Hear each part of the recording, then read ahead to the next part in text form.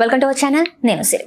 చట్ట సభలలో రాష్ట్రాల గురించి, అక్కడ జరుగుతున్న అభివృద్ధి గురించి, లేకపోతే మనకి ఏవైతే నిధులు ఉన్నాయో వాటి గురించి మాట్లాడకుండా ఈ మధ్యకాలంలో చూసుకున్నట్టయితే మతాల గురించి ఏదైతే మాట్లాడతో వాటి గురించే ప్రస్తావించడం జరుగుతుంది. ఎక్కలేని విధంగా మన తెలుగు రాష్ట్రాలలోనే జరుగుతుంది. సో ఎందుకు ఇలాంటి పరిస్థితి మన తెలుగు రాష్ట్రాలకి పట్టింది అనేది వివరించడానికి మనతో పాటు ఉన్నారు ప్రముఖ రాజకీయ విశ్లేషకులు కెఎస్ ప్రసాద్ గారు. నమస్కారం సార్. నమస్తే అమ్మా. సార్, చట్టసభలలో క్రిస్టియానిటీ అనే మాట, ఈ మతాల గురించి మాటలు ఎందుకు వస్తున్నాయి సార్? తెలుగు తక్కువతానికి నిదర్శనం. ఇప్పుడు ఎవరో చిన్నగా కొత్తగా ఎలక్ట్ అయిన వాళ్ళు లేదో తెలియక మాడారంటే అనుకోవచ్చు. చెట్టుకేళ్ళు వచ్చినట్టు ఏళ్ళు వచ్చిన అచ్చెన్నాయుడు గారు లాంటి మాట్లాడితే ఏం చెప్పాలా? ఆయన వయసుకి, ఆయన ఉన్న అనుభవానికి, మా ఉత్తరాంధ్ర ముద్దుబిడ్డ ఎర్రనాయుడు గారి బ్రదర్ అయిన దేశ రాజకీయాల ముఖ చిత్రాలను శాసించే స్థాయి ఉన్న నాయకుడి యొక్క అంశంలో ఉండి ఏం చేస్తున్నారు, ఏం మాడుతున్నారు? అసలు ఎందుకు సార్ నువ్వు క్రిస్టియన్వి, నేను ఇది అని మాట్లాడాల్సిన అవసరం? ఫస్ట్ థింగ్ అమ్మా, కాన్స్టిట్యూషన్ పదవులు ఏవైతే ఉంటాయో, గౌరవ మండలి చైర్మన్ కానీ, స్పీకర్ కానీ, నెక్స్ట్ ముఖ్యమంత్రులు కానీ, వీళ్ళు రాగద్వేషాలకు అతీతంగా అని ఫస్ట్ అసెంబ్లీ వేదికగా ప్రమాణం చేస్తారు. అవును సార్. ఈయన కూడా కేబినెట్ హోదా మంత్రిగా రాగద్వేషాలకు అతీతంగా అని ప్రమాణం చేసినప్పుడు ఈ క్రిస్టియన్ మతం గురించి ఎలా మాట్లాడారు? ఇప్పుడు ఉదాహరణకి మనకి నజీర్ గారు గౌరవ రాష్ట్రపతి. అవును సార్. రేపొద్దున ఏవో విన్నపాలు ఇవ్వాలి తిరుమల విషయంలోనే. రేపొద్దున వీళ్ళు అనుకున్నట్టే ఒక బ్లేమ్ గేమ్ సక్సెస్ అయిందనుకో, వినపం గవర్నర్ గారికి ఇవ్వాలి కదా చర్యలకి. మరి ఎట్లా ఇస్తారు? అదేంటండి, మీరు ముస్లిం కాబట్టి మేము వినపం ఇవ్వాలని చెప్తారా? లేకపోతే తెలుగు తక్కువతనం అలాగే ఏడిచిలాగా ఉంది. నాకు తెలియక అడుగుతా, క్రిస్టియన్ అన్నవాడు మండలి చైర్మన్ కాకూడదా? ఈ క్రైస్తవ సంఘాలు ఎక్కడున్నా నాకు అర్థం కదా. ఆయన క్రైస్తవుడో లేకపోతే దళితుడో ఏదో అవునాయి. ఫస్ట్ నేను క్రైస్తవుడు కాదన్నాడు, దళితుడే కదా. అంబేద్కర్, బాబాసాహెబ్ అంబేద్కర్ ఆశయం ఏంటి? ఉన్నత పదవుల్ని, ఉన్నత చదువుల్ని చదువుకోవాలి, ఈ అణగారిన వ్యవస్థలో అణిచివేస్తున్న ఈ అణగారిన కులాలు అని మాట్లాడిన ఆ మహానుభావుడికి ఇదేరా మీరు అందరూ ఇచ్చే నివాళులు? ఇప్పుడు ఫస్ట్ థింగ్, మనం ఏదైతే ఈ ప్రాస్పెక్ట్లో మండలి చైర్మన్ దాకా ఎదిగిన ఒక మోషేరాజు గారిని, నాకు తెలిసి ఆయన ఎస్సీ ఎస్టీ సామాజిక వర్గం అనుకుందాం, ఎంత అవమానకరంగా మాట్లాడుతున్నారు. నేను ఇంకోటి చెప్తున్నాను, కాన్స్టిట్యూషన్ పరంగా నేను క్రిస్టియన్ మతంని నమ్ముతాను అంటే నన్ను కాన్స్టిట్యూషన్ అలౌ చేసింది. నేను ముస్లిం మతాన్ని నమ్ముతాను అన్నదానికి నాకు కాన్స్టిట్యూషన్ అలౌ చేసింది. నేను హిందూగా ఉండి రెండు కూడా నమ్ముతాను అన్నదానికి కూడా కాన్స్టిట్యూషన్ అలౌ చేసింది. మీరేమైనా హిందూ అని సర్టిఫికేట్లు అడుగుతున్నాడు అన్నా? అచ్చెన్నాయుడు గారు మీరు హిందూ అని ఏమన్నా మండలి చైర్మన్ గారు మీకు సర్టిఫికేట్ చూపించుకుని అడిగారా? మీరు వెళ్ళి ఇఫ్తార్ విందు ఉంటుంది, రేపు గవర్నర్ ఇస్తాడు, వెళ్ళి టోపీ పెట్టుకుని తినకుండా వస్తారా? దీనికన్నా ముందు ఇంకా ప్రొయాక్టివ్గా మీరు దాన్ని ఏమంటారు, ఈ క్రిస్టియన్ ప్రవక్తలు సభల్లో చంద్రబాబు గారు ఎన్ని సూక్తులు చదివి వినిపించారు మనకి, ఇవన్నీ మీరు చూశారు కదా. ఇప్పుడు అలా చదివినంత మాత్రాన మీరు క్రిస్టియన్ అయిపోతారు చంద్రబాబు గారు? అడుగుతున్నా. ఇప్పుడు నేను నా కాన్స్టిట్యూషన్కి అబైడ్ అయ్యి నేను పనిచేస్తుంటే కాన్స్టిట్యూషన్ కాదని మీ కొత్త రాజ్యాంగం, ఇదేనా రెడ్ బుక్ రాజ్యాంగం? ఇదేనా మీరు అమలు చేస్తుంది? సభలో లేని వాళ్ళ చర్చ చేయకూడదన్న ప్రాథమిక సూత్రాన్ని కూడా కట్టుబడకుండా ఏం చర్చ మాది? మాజీ ముఖ్యమంత్రి గారు క్రైస్తవుడు, మీరు కూడా క్రైస్తవ మతం నేను అనుకుంటున్నాను, ఎక్స్ప్లెనేషన్ ఇచ్చిన తర్వాత ఆ పదం విరమించుకుంటున్నా అంటే తగిలిన తమాషా చూస్తున్నారా? అదేమన్నా సందర్భమా? ఇప్పుడు తిరుమలకి ఎవరైనా వెళ్ళినప్పుడు కూడా క్రైస్తవుడే వెళ్ళాడు, లేదా ముస్లిం వ్యక్తి వెళ్ళాడు. నాకు ఈ దేవుడి మీద నమ్మకం ఉందని డిక్లరేషన్ ఇచ్చినప్పుడు వీళ్ళెవరు ఇల్లు అంటే బొట్టు పెట్టుకోలేదని కూడా అంత పెద్ద చర్చ చేశారు కదా సార్. మూషయ్య గారు బొట్టు పెట్టుకోలేదు, దేవస్థానంకి వెళ్ళి శ్రీవారి దర్శనానికి వెళ్ళి బొట్టు పెట్టుకోలేదని చెప్పేసి కూడా నానా రచ్చ చేశారు. మరి దాని అమ్మాయిలు నోరిపితే అబద్ధాలు. మోషరాజు గారు కుటుంబ సమేతంగాను వాళ్ళ మొత్తం అందరితో వెళ్ళాడైనా. ఆ ఫోటోలు ఉన్నాయి నా దగ్గర కూడా, చూడుకోవాలంటే చూస్తే గూగుల్స్ దొరుకుతాయి కేజీలతో. బొట్టు పెట్టుకున్నాడో లేదో? తిరుమలలో నువ్వు ఎక్కడైనా, నువ్వు కూడా వెళ్ళావు ఎప్పుడైనా? చాలా సార్లు వెళ్ళాను. ఎక్కడ బొట్టు పెట్టుకోవడానికి మనకు వెసులుబాటు అని చెప్పు. కింద అంటే అక్కడెక్కడైనా కింద. మళ్ళీ మన మాట తిరుమలలో ఇంతమంది వెళ్తారు, తోవలో పాపం ఎవరో మనకి ఆ 3 నామాలు పెట్టేవాళ్ళు ఉంటారు కదా, తిరునామాలు. లేదా గర్భగుడిలో మీరు ముఖ్యమంత్రి గారు కాబట్టి గౌరవ పండితులు గారు లోపల నుంచి వచ్చి మీకు బొట్టు పెడతారు కదా. వేద ఆశీర్వాదాల టైంలోనూ అట్లా అక్షంతలు చల్లడం, బొట్టు పెట్టడం జరుగుతుంది నాకు తెలిసినంత వరకు. భక్తులు ఎవరికి అక్కడ బొట్టు వెసులుబాటు లేదు కదా, బయట నామాలు పెట్టుకుని వెళ్ళడమే. మా అయితే మనకి దాని ఏమంటారు, ఎంట్రన్స్ ఉంటుంది కదా, దాని ఏమంటారు, వైకుంఠ ద్వారం నుంచి వెళ్తున్నప్పుడు అక్కడ ఉంటుంది, దాంట్లో పెట్టుకుని వెళ్తాం. అది ఇంకా గుడి ప్రస్థానమే కాదు కదా, మాడ వీధుల్లో కూడా ఎంటర్ అవ్వం మనం ఇంకా. అవునా కదా? అవును సార్. అంటే తలా తోకాలేని అంశాలు. ఇప్పుడు బూట్ల విషయం ఆడారు, చంద్రబాబు గారు బూట్లు ఎప్పుడైనా ఇప్పుడు ఉదంతాలు ఉన్నాయా? లేవు. వాళ్ళకే తిరుగుతాయి, భూమరంగా అవుతాయి. సో ఈ కాన్సెప్ట్లో ఇవన్నీ నాకు అనవసరం. తిరుమల విషయంలో ఇక్కడ మోషే రాజు గారిని మీరు మండలి చైర్మన్గా మీరు యాక్సెప్టెన్స్, ఆ రోజు మీరు కూడా మండలంలో నలుగురు ఇద్దరు ఒకడో ముగ్గురు ఉన్నప్పుడే కదా ఆయన ప్రమాణ స్వీకారం చేసేది. అవును సార్. యనమల రామకృష్ణ గారు ఉన్నారు కదా, వాళ్ళ వరకు లేని అప్రహెన్షన్స్ మీకు ఎక్కడి నుంచి వచ్చింది? అంటే తను నేను కాదు కాదు అంటున్నా కూడా అసలు వినట్లేదు. ఇప్పుడు నేను ఒకటే చెప్తానమ్మా, ఇప్పుడు నేను ఉన్నాను, ఫస్ట్ నేను రోజా చేస్తున్నాను, మీకు మళ్ళీ చెప్తున్నాను, చాలా మంది మా మిత్రులందరికీ తెలుసు, నేను ముస్లిం అయిపోతానా? అట్లా ఎట్లా ఐ అవుతారు? Respect that God. మొక్కుతారు, అదొక మొక్కుబడి అంతే. మొక్కుబడి కాదు, నేను ఆ దేవుడిని నేను నమ్ముతాను. నా పుట్టుక నువ్వు హిందువు కాదని అవడానికి కాంటాక్ట్ చేస్తే వాడు అమాయకత్వం అంటాను. మీకు సింపుల్గా చెప్తున్నాను. అలా నీకు ఎదుటి మనిషి మతాన్ని, మత స్వేచ్ఛ, నాకు గౌరవ రాజ్యాంగం ఇచ్చినప్పుడు వీళ్ళెవరు వీళ్ళు వీళ్ళు రాజ్యాంగం మీద ప్రమాణం చేస్తే వీళ్ళకి దాని మీద గౌరవం లేదా? గౌరవం లేనప్పుడు ఇంకా మీరు శాసనసభల్లోనూ శాసన మండలిలోనూ ఏ ప్రాతిపదిక మీద కండక్ట్ అవుతున్నారు మీరు? అక్కడ what's your code of conduct? ఇది తీవ్ర ఆక్షేపణీయం.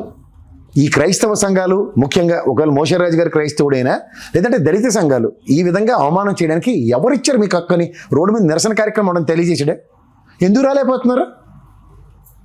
మోషరాజు గారు దళితుడైనంత మాత్రం దళిత సంఘాలు బయటకు వచ్చి ప్రశ్నించవా? దేనికి భయపడుతున్నారు? ఓ పక్క తిరుమల మీద జరుగుతున్నప్పుడు ఈ పంతులందరూ ఎక్కడ ఉన్నారు నాకు అర్థం కావట్లేదు. ఈ కండక జెండాలు, ఈ బైరాగ్ బ్యాచ్లు అందరూ ఎవడరా మీరు మా తిరుమలను అపవిత్రం చేయడానికని ఎవడైనా మాట్లాడుతున్నారా? అంటే they have taken as granted, మనందరినీ గ్రాంటెడ్, వీళ్ళు ఏం చేసినా ఏం చేయలేరు, మన చేతకాని వాళ్ళం అని ప్రూవ్ చేస్తున్నారు. వాళ్ళు మండల్లో చైర్మన్ అన్నా ఏం చేయలేకపోతున్నారు, దళితుడైనా అవమానించినా ఏం చేయలేకపోతున్నాం, హిందువులు మనోభావాలకు గాయాలు చేస్తున్నా ఏం చేయలేకపోతున్నాం. వాళ్ళ ఇన్వర్టెడ్ కామర్స్లో నేను చూడండి, అనురాధమ్మగా ఆవిడ ఎమ్మెల్సీ వేరే నేరలో గెలిచింది. గెలిచి ఆవిడ మాట్లాడుతున్నాం మాటలు సబు సందర్భం లేకుండా లోపట వేంజంట ధర్మారెడ్డి, సుబ్బారెడ్డి, కరుణాకర్ రెడ్డి వీళ్ళ పేర్లతో ఈవిడ తయారు చేసేసింది. ఆయన అడుగుతున్నాడు పక్కన మండలి చైర్మన్, నువ్వేమైనా ఇన్వెస్టిగేషన్ ఆఫీసరా అని. అక్కడ టీటీడీ చైర్మన్ ఇలాంటి అసందర్భ పేలాపాలను వెళ్తున్నాడు, ఆయన ఇన్వెస్టిగేషన్ ఆఫీసరా? పోలీస్ డిపార్ట్మెంట్ వాళ్ళు వీళ్ళు? అరే ప్రజాస్వామ్యంలో ప్రజలు ఎన్నుకున్న ప్రజాప్రతినిధులకి ఏ పార్టీ డిస్క్రిప్షన్స్ ఉంటాయి కూడా ప్రాథమిక అవగాహన లేకుండా చట్టాన్ని చేతిలో తీసుకొచ్చి ఏదైనా చేయొచ్చు. ఈ చెల్లుబాటు అయిపోతుంది. అడిగిన వాళ్ళు లేడు, ఏమనంటే మాకు 164. మళ్ళీ పక్క పవన్ కళ్యాణ్కి భయం.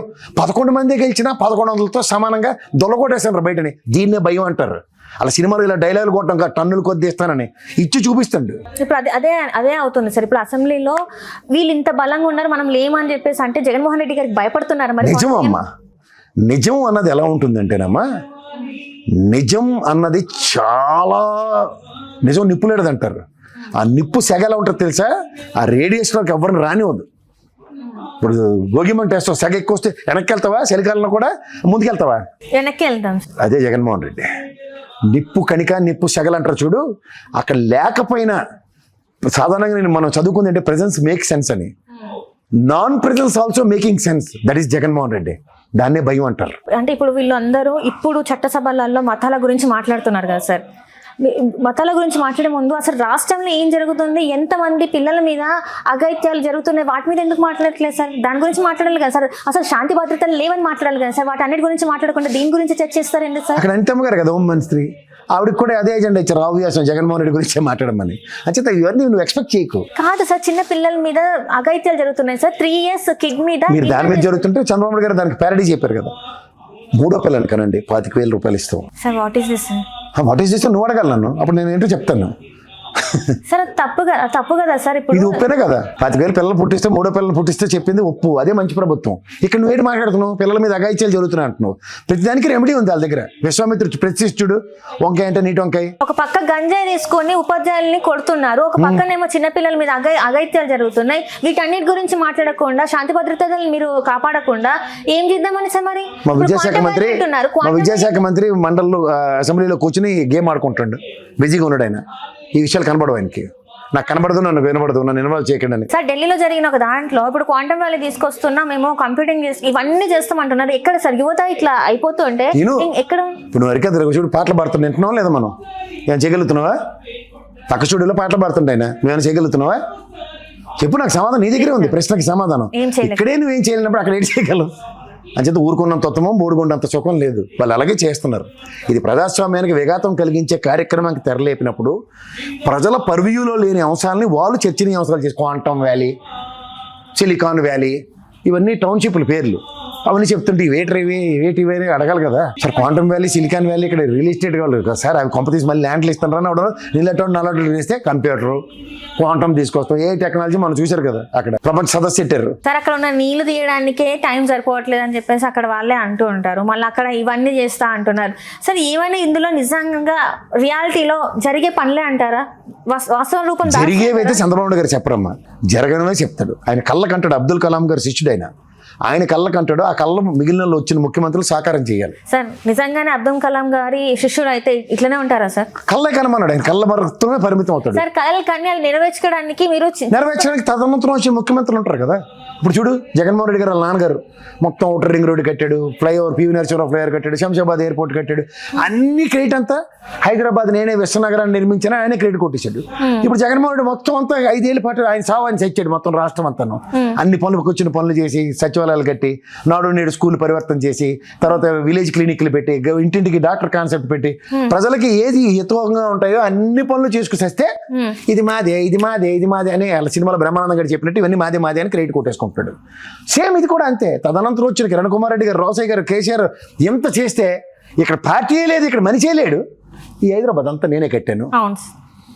జడ్డోలో వింటున్నారు లేదా? దానికి తోడు 1,00,000 మంది కోతులు ఎట్టుకెళ్ళి చంద్రబాబు గారు కట్టారు, ఆయన వల్ల నాకు ఉద్యోగం వచ్చింది, ఆయనే దేవుడు అన్న ఎర్రిమోలోకాలు ఉన్నప్పుడు మనం ఏంటి చేయగలం? సార్ ఇప్పటికే అట్లా మాట్లాడిన వాళ్ళని పదవుల నుంచి దించేశారని చెప్పేసి మాట్లాడుతున్నారు సార్. మమ్మల్ని టెర్రరిస్ట్ చంపేస్తారు మమ్మల్ని. చంద్రబాబు నాయుడు గారిని వ్యతిరేకించారు కాబట్టి ఆయన మునీశ్వరుడు చేపాలేటి అట్లా అయిందని చెప్పేసి మాట్లాడుతున్నారు సార్. కేటీఆర్ గారు మాట్లాడారు కదా సార్ అప్పుడు. కేటీఆర్ గెలిచాడు కదా. ఎక్కడ సార్ ఇప్పుడు ఓడిపోయారు కదా సార్, ఇప్పుడు పార్టీ ఓడిపోయింది కదా సార్. అంటే జీవితంతో శాశ్వత ముఖ్యమంత్రి పథకాలు ఏంటి వీళ్ళు గెలిచి మన అదే కదా సార్. మా చంద్రబాబు నాయుడుతో పెట్టుకుంటే ఇట్లా అవుతుంది అని చెప్పేసి అంటున్నారు సార్. అదే మరి వెనకటికి ఎక్కడ పడ్డావు అక్కడ లెగరా అంటే నేను లేస్తే మనిషిని కాదని ఖర్చు చెప్పాడట. అలాగే ఉంటుంది. పార్టీ సార్ మీ ఉనికి సార్ అంటే మనం మున్సిపాలిటీ ఎలక్షన్లో పవన్ కళ్యాణ్ నిలబడతానని బేగాలు పోయినట్టే ఉంటుంది సార్. అట్లా కాదు సార్. ఇప్పుడు రాష్ట్రంలో ఉన్న ఇన్ని సమస్యలు పక్క పెట్టి ఇప్పుడు పట్టాభిషేకం అని మాట్లాడుతున్నారు, అక్కడ ఉప ప్రధాని అని మాట్లాడుతున్నారు. ఏంటి సార్ ఇది? టైం వేస్ట్ చేయడానికి వాళ్ళు మించిన వాళ్ళు లేరు. నీకు ఒప్పుకుంటే అది పనికి మాల చెత్త అంతా రాత్రి కూర్చుని ఆ తపేల ఛానల్ చూసుకుని రా. ఒకడు ఇలా పెట్టి కిరసనాలు ప్రవచనాలు ఒకటి చెప్తాడు, ఈ పెట్రోల్ బంక్ ఇలా పెట్టి ఈ దీర్ఘ సోమంగలి కథలు ఈడు చెప్తాడు, సాయంత్రం కంచాలు వచ్చి ఆడి కలిపడిపోతాడు, వీళ్ళందరికీ పులిహార కల్పిస్తాడు పౌడర్ డబ్బాడు. అంతకు మించి ఇంకేటి ఉండదు. కానీ వీళ్ళు చేసింది తప్పు. అసలు అట్లా మాట్లాడిన వాళ్ళ మీద చర్యలు ఉండాలి సార్. డిసిప్లినరీ యాక్ట్ అనేది ఉంటుంది. మరి ఏం చేయగలరు? ఎవరు చేయాలి యాక్షన్? డిసిప్లినరీ యాక్షన్ ఎవరు తీసుకోవాలి సార్? మన కాదు, ఎవరు తీసుకోవాలి చెప్పు. డిసిప్లినరీ యాక్షన్ ఎవరు తీసుకోవాలి? పెద్దలు తీసుకోవాలి. ఏ పెద్దలు వాడి పేరు ఏదో చెప్పు. ఇలా మేధావులను సాల్వాలు కప్పు తిరుగుతాడు, తపేలా బ్యాచ్లు కాదు. నిజంగా ఎవరు తీసుకోవాలి చర్యలు చెప్పు. ప్రజాస్వామ్యంలో ఒక ముఖ్యమంత్రి గారి మీద లేదంటే మంత్రిత్వ శాఖల మీద ముఖ్యమంత్రి గారికి మాత్రమే అధికారం ఉంది మంత్రుల మీద చర్య తీసుకోవడానికి. ఎవరికి బాధ్యత ఉంది ఇక్కడ? ర్యాంకులు ఇస్తాను రట, ఒక్కొక్కడికి 3 మార్కులు వచ్చాయి, 2 మార్కులు వచ్చాయి, 10కి 1 మార్క్ వచ్చిందని. దేనికి అవన్నీ? వాళ్ళ పనితీరే బాగోలేదని వాళ్ళకే తెలుసుకోడా దాన్ని ఏదో కవర్ చేయడానికి మసిపూసి మారేడికే చేస్తుంటే ఎవరికి చెప్పాలి వెళ్ళి? అంటే దీన్ని ఇట్లానే వీళ్ళు ఇట్లా ప్రతి ఒక్క సభలో నేను ఇంత చేశాను అంత చేశానంటే మనం నమ్మాల్సిందే అంటారు. అంతే, వినడమే. ఇప్పుడు అరికథలకు వెళ్తావు, నేను ఎవడని బలవంతం మీ నాన్నమ్మ చిన్నప్పుడు బలవంతాన్ని తీసుకెళ్ళింది, నీకు ఇష్టం లేదు అరికథకి వెళ్ళడం, ఈయన చచ్చవా లేదా మీ నాన్నమ్మ తెలియని పాపానికి? అంతే. అందులో మంచి ఉంటే చెవిలో పడుతుంది, లేదనుకో నీ పని పక్కన ఆడుకుంటూ పక్కన పిల్లి కనబడితే దాని వెనకాల పోయో లేకపోతే కుక్కతో కనబడితే దాని వెనకాల పోయి అలాగే కాలక్షేపం చేసి వస్తావు. కానీ అరికథకి తీసుకెళ్ళి అన్నదే మీ నాన్నమ్మ చేయం. అలాగే చంద్రబాబు నేను మీటింగ్ పెట్టాను, సూక్తులు చెప్తానన్నది నీకు ఆయన కాన్సెప్ట్ చెప్తున్నాడు. కానీ విను, ఇది గూగుల్ యుగం. ఆయన ఏటి మాట్లాడినా ఇలా బటన్ నొక్కగానే ఇలా పిక్చర్ వస్తుంది వెండి తెర మీద. ఇది అబద్ధం, ఇప్పుడు నిజం మాడుకుందామా అని వెంకటేష్ డైలాగ్ పెట్టి మరీ చెప్తున్నారు. కానీ చచ్చినా గ్రహించారు. ఎందుకంటే చదువు సంజయ్ లేని ఐటీడీపీ వాళ్ళు ఉన్నారు, ఆ బుడ్డ పిల్లలు. వాళ్ళు ఇదిగో తోక అనగానే అదిగో పులిని కథ రాసేస్తున్నారు. దానికి తోడు ఈ తపేల ఛానలుడు సార్ ఈ మాట చెప్పారు కదా నేను చూపిస్తాను చూడండి పుల్లిని. రాజమౌళి సినిమా చూడు, ఎన్టీఆర్ తాళ్ళు కట్టేసి ఇలా అంటే చూడు అది ఏదో ప్లాస్టిక్ బొమ్మను పెట్టి ఇప్పుడు చూడు ఆ దున్నపోతున్న ప్లాస్టిక్ కన్నా సరే సినిమాలు చూసి అబ్బబ్బా రాజమౌళి సదృశ్యం అదృశ్యం అని చెప్పి మన ప్రాణాలు తినేస్తారు. అలాగే ఉంటారు. మనం వెర్రిమాలోకాలని ఫస్ట్ సినిమాలు గ్రహించారు, వాళ్ళ ఫాలో అవుతూ పొలిటీషియన్స్ గ్రహించారు. అంటే మన బతుకులు ఇలాగే ఉంటాయి. ఎప్పటికైనా కూడా మనం మారలేము. మనం మారితేనే కానీ వాళ్ళు మారరు. మనం మారాలంటే చెప్పు తీసుకొని ఎక్కడ పడబడితే అక్కడ ఎంట పెట్టే కార్యక్రమం ఉంటే ఖచ్చితంగా వాళ్ళు మారుతారు. ఎవరి కోసం మారాలి అని అతిథి శక్తుల ప్రజల్లో మార్పు రాదు. అంచేత వాళ్ళు అలాగే ఉంటారు. అంచేత వ్యవస్థను నువ్వు అనుకుని టైం వేస్ట్. హలో, తెలుగు రాజ్యం ఛానల్ చూస్తున్నారా? సామాజిక, రాజకీయ, జీవన చిత్రణే తెలుగు రాజ్యం. అతిశయోక్తులు, అసత్యాలు ఉండవు. రాజకీయ కోణం కాదు, ప్రజా కోణమే కొలబద్ద. తెలుగు రాజ్యం వీక్షణ మీ ఉత్తమ అభిరుచికి నిదర్శనం.